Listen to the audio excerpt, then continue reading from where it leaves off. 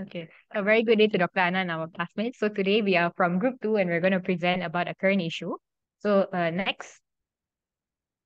Okay, so basically our current issue is regarding a former company director who's charged with 64 counts of misappropriation and fraud. So as you can see here, this is Yi Ling, who's a former director and shareholder of Syarikat Amani Cergas, who was charged with 64 charges of misappropriation, forgery, and use of forged bank checks, totaling up to 10.56 million. In the same court, she was actually also charged with her company's consultant, which is Yi Yat Kai, with falsifying documents. All these offences are actually conducted between November 2017 to February 2018 at several banks across Ipoh City and the company's premises. Just to take note that this is an ongoing case because recently the director and the consultant has come out of bail. So this is basically a summary of our case. Now I'll be proceeding with the law side of the case.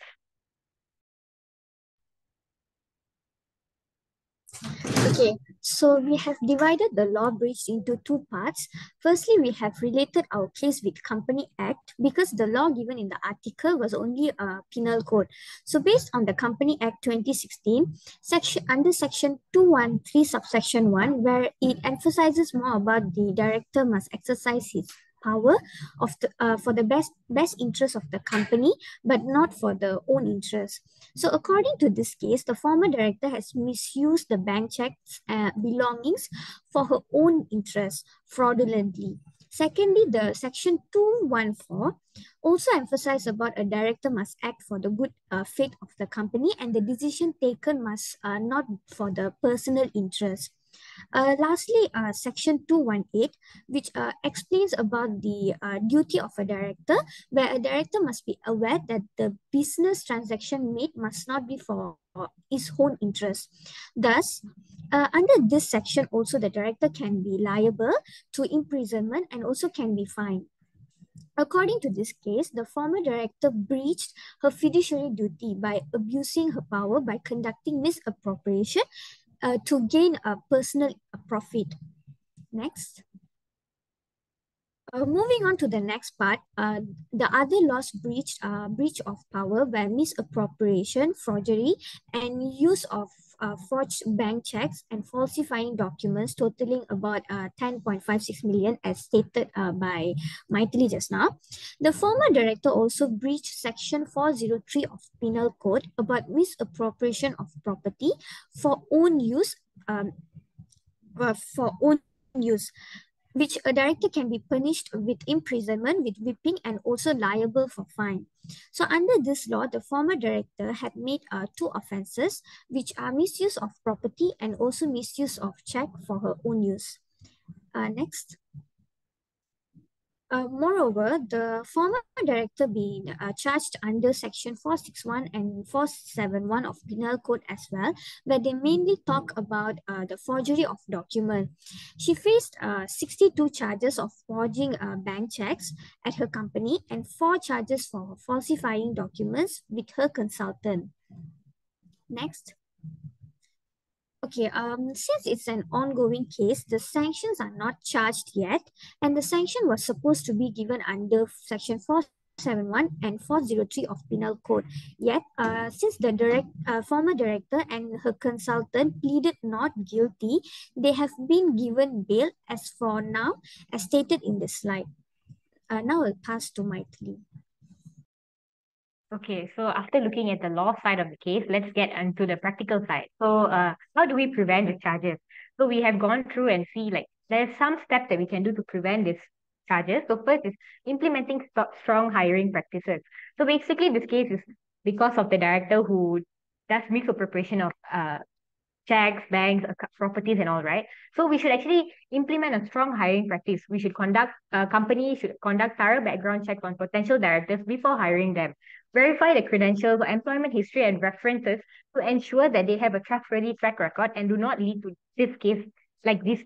And second is establish a whistleblower policy. So basically, this policy is to develop a clear and well communicated whistleblower policy that protects employees who report suspected fraudulent activities to ensure confidentiality. So if you implement these policies, employees will not be afraid to come forward, and the case would maybe not lead to this, like how this case is leading up to 10.56 million. And third is to strengthen internal oversight. And fourth is conducting periodic reviews and reconciliation. So regular review and monitor financial statement, by reconciliations, and other financial records should be done in the initial stage and continually doing it so that it would not lead to a lump sum issue like how this case is presenting.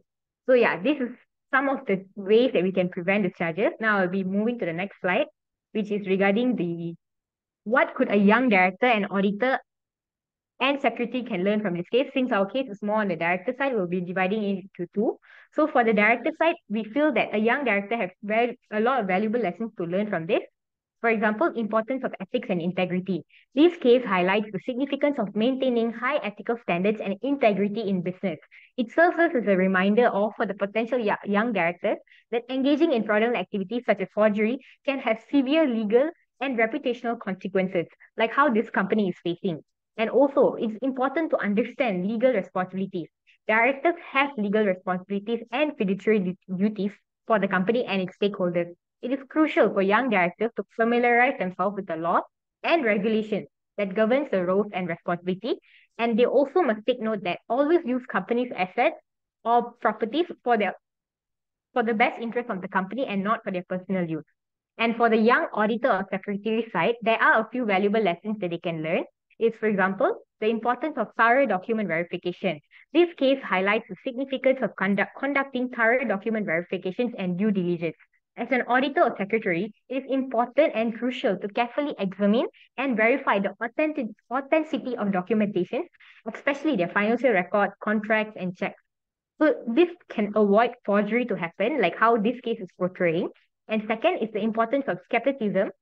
Developing a skeptical mindset is essential for young auditors and secretaries, especially in terms of critically analyzing the issue. And third is compliance with professional standards. Auditors and secretaries must always uphold high ethical standards and professional integrity in their role as an auditor or secretary. So basically, these are some lessons that a young director or auditor and secretary can learn from this case. So I hope you guys enjoyed our presentation. Thank you.